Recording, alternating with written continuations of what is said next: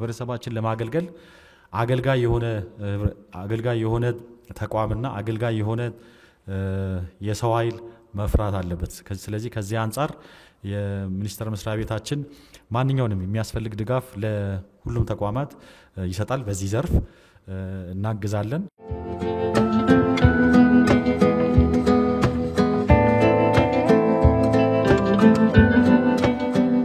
ከተማ አስተዳደራችንም ወደ ዲጂታል ጋቨርናንስን ፕሮሞት ከማድረግ አንፃር ሰፋፊ እንቅስቃሴዎች እየተከናወኑ ነው ያሉት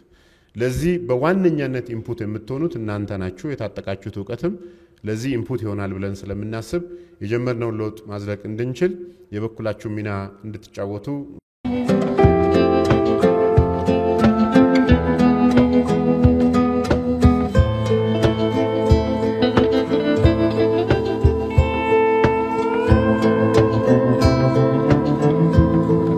እንተገብራለን ያልነው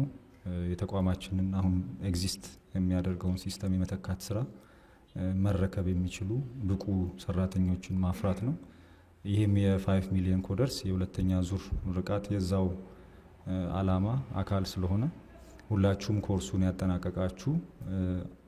ተቋሙ የሰጠውን አቅጣጫ መመሪያ ተከትላችሁ ምንም እንኳን አስገዳጅ ቢሆንም ይጠቅመናል ብላችሁ አምናችሁበት በዲሲፕሊን በማጠናቀቃችሁ በእውነቱ ለማመስገን እንፈልጋለን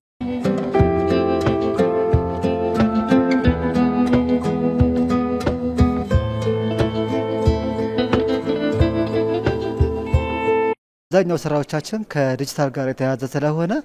ይሄንን ስራውን ያው የግድ ለመስራት ይሄ ነገር አስፈላጊ ነው በሚል ሐሳብ ነው የገባሁት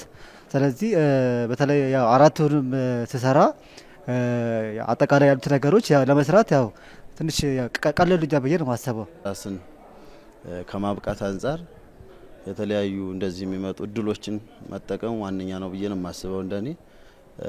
ከዚህ ከ5 ሚሊየንስ ኮደርስ ያገኘሁት ዕውቀት በዩኒቨርሲቲ ደረጃ በአይሲቲ በመረቀም በዛው ውስጥ አርቲፊሻል ኢንተለጀንስ ቲዮሪውን ነበር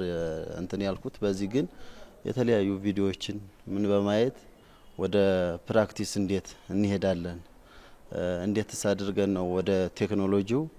የምንቀላቀለው የሚለውን ነገር በዋናነት ተገንዝብ ያለው ብዬ ነው ማስበው